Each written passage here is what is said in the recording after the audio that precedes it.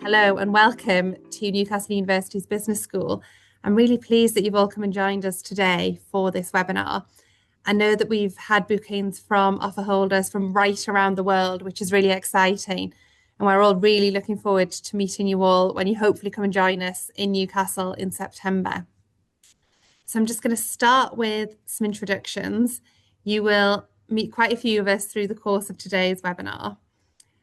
So I am Vanessa and I'm part of the student recruitment team here in the business school. My colleague Scarlett is with me on the call today, and we also work very closely with our other colleague Jen, who is on annual leave today, so you won't meet her right now, but you might have met myself or Jen previously in your home countries, or perhaps you've had a call with Scarlett, or maybe you've spoken with one of us over email over the last few months as well. So our job is to support you all every step of the way on your journey to join us in Newcastle. So if you have any questions at all, please don't hesitate to get in touch with us. Our email address is at the bottom of this slide here. Please make a note of it, take a screenshot or something so that you've got that, because any questions at all, just send us an email and we will get back to you. So the plan for the session today is that I'll spend about 15 minutes talking to you about Newcastle and about the business school. And then you will split off into breakout rooms so that you can meet teaching staff from your course.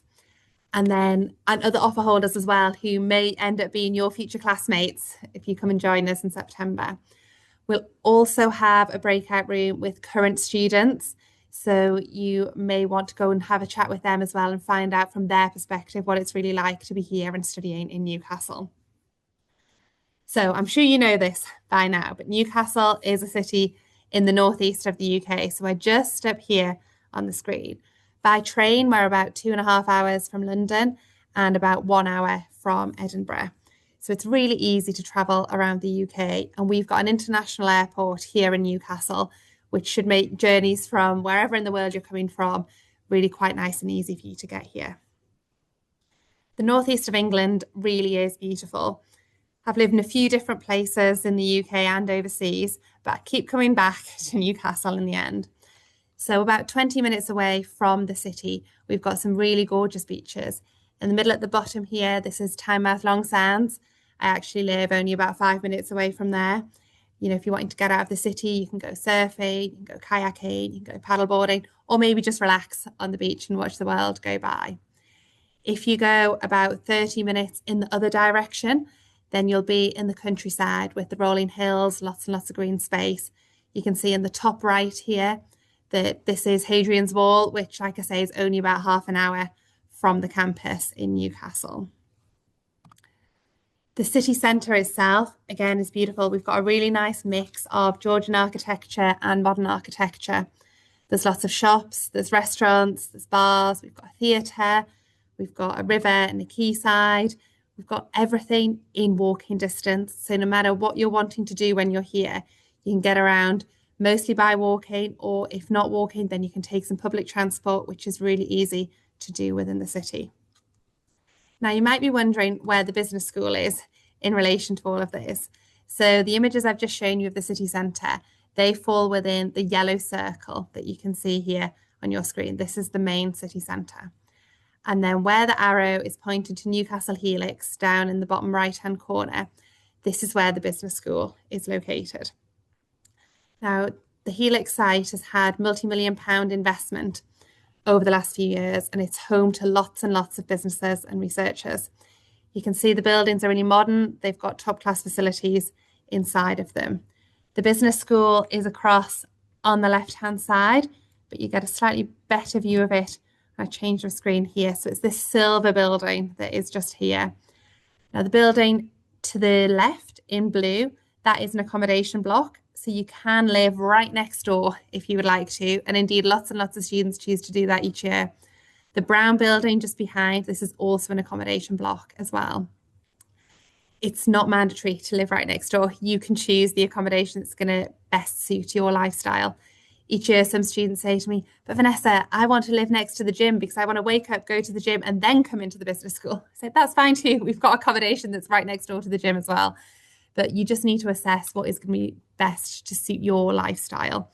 There's lots and lots of information online to help you make that decision. So you can just see in the corner here, St James's Park on the right-hand side. So I'll give you a better view of it just here, but this is our football stadium for Newcastle United. And, you know, there's matches regularly played here.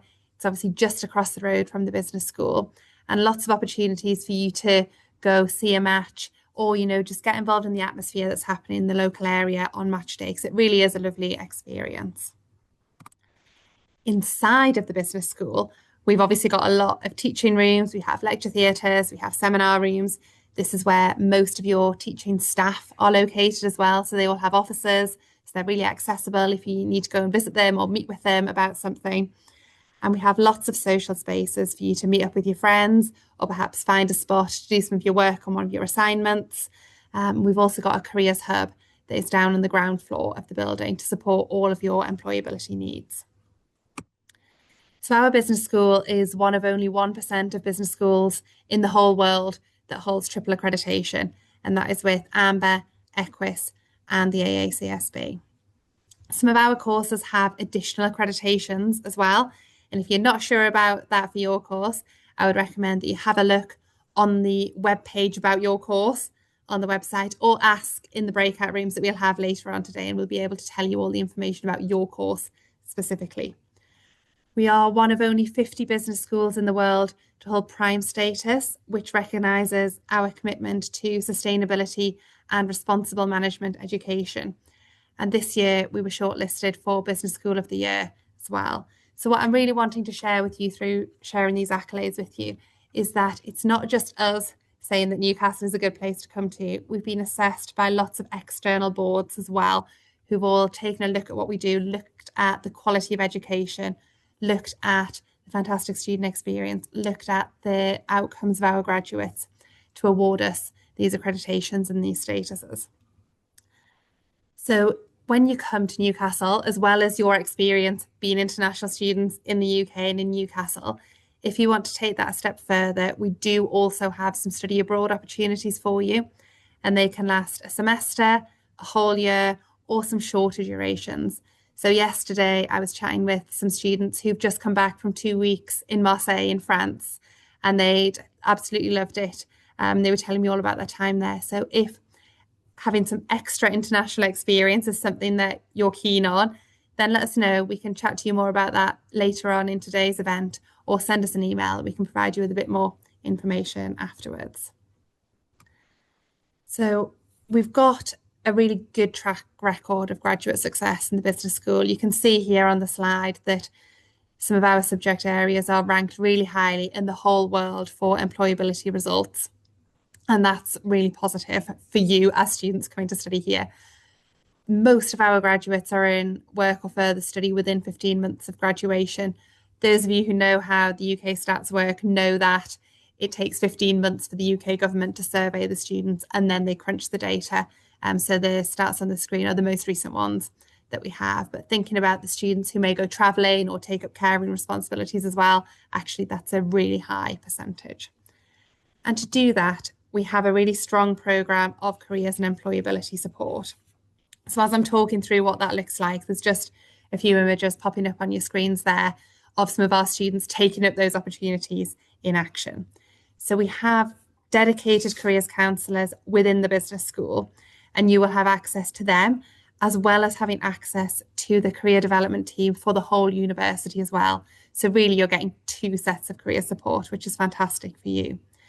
You'll be able to access one-to-one appointments where careers counsellors will provide advice and guidance on your future career plans. They'll look over your CV, they'll look at job applications, they'll do some practice interviews with you, and really ensure that you are as ready as possible to take those next steps and apply for jobs and attend interviews. On top of that, they will organise career treks to employers right around the UK, where you'll get to visit their offices, find out about the companies, the work that they're doing, and the type of roles that they've got available. They often will give a practical activity to the students while there, so you get some hands-on insights. So the treks are a really good way for you to understand if you'd like to work in a particular company or industry, what type of role might be the best fit for you, and for you to start to get your name known by those employers as well, so that if you go on to apply for a job in the future, they might remember you from when you came on that career trek during your time when you were a student here. Some of the businesses that we regularly work with are shown here on the screen, and we bring employers into the business school roughly every other week so that you can meet with them, get to know them, get to understand a little bit more about what they're looking for in graduates, what type of jobs they may have available in the future. And all of our courses also have activity with employers embedded into your curriculum as well. So you'll be constantly building your network, gaining exposure to many, many different businesses and industries. And some of these businesses will provide practical assignments as part of your courses. And these are great because they allow you to get some real hands-on practical experience working on a business problem for a UK employer. And you can then take that experience and talk about it in future job interviews as well. It doesn't matter that you did it as part of your course, it's still hands-on experience that it's a good example for you to share. And graduates from our most recent graduating class have secured jobs in a wide range of companies and sectors. You can see here, this is all of the companies that they've gone on to work for. Many of them are global companies. You know, what helped these students secure these roles is that they got involved with the career service and they took up many, many opportunities throughout their year of their master's course with us to really boost their employability and to put themselves in as strong of a position as possible when they started applying for jobs. Now, actually, we've got another webinar coming up on the 17th of June, where some of our recent graduates will be sharing their stories about their experience in Newcastle and about their career journeys so far. So if you're interested in hearing from them, then please do come and join that webinar. We'll be sending the link out again after today's event. So if you haven't already signed up, then I would encourage you to do so if you're interested. But what else do you need to do after today? So, well, if you've got any conditions on your offer, please do continue working towards achieving those so that you can gain unconditional offer status. As soon as you get that unconditional offer status reached, then pay your deposit. The earlier you do it, the easier everything else becomes for you. Each year we end up with some students who are waiting until kind of late August, September, and then the whole visa process becomes much more time pressured for them. So please do it as soon as you're able to. I would strongly urge you to follow the instructions that we have on our website for paying the deposit. And indeed, I've popped a QR code onto the screen there for you. I really don't want to hear of any of your deposits going missing because you sent them through a slightly different route to what we'd asked you to do. So please, please, please follow the instructions to make sure it reaches us safely. Once we've got your deposit, we will confirm your place and you'll receive a COP, which is a confirmation of place, which will allow us to draft your CAS data, so your confirmation of acceptance for study, and you'll then get 48 hours to let us know that that CAS data is correct. So watch out for an email of that, and please do reply to us just because it eases the process in the future. Once you have your final CAS issued to you, you'll be able to apply for your visa. And then once you've got your visa, you can start booking your travel, including your airport meet and greet, so that some of us from the university will be there to meet you when you arrive in Newcastle or Manchester when you come over the summer. So again, there's another QR code on the screen there, which has lots of information about arriving in Newcastle. So please do have a scan and then read at your leisure to get all of the information that you need. We'll do another briefing for you before you all start setting off on your travels to the UK, and we'll email the details of that in the next few weeks. And we hope that you will be arriving and joining us in time for International Welcome, which takes place from the 16th to the 18th of September. So before we go into the breakout rooms, I'm just resharing our team email address, just in case you didn't manage to get it first time and still want to make a note of it. Because as I said at the beginning, myself and Scarlett and sometimes Jen are very happy to answer any questions, and anything you send into this inbox will get answered by one of us.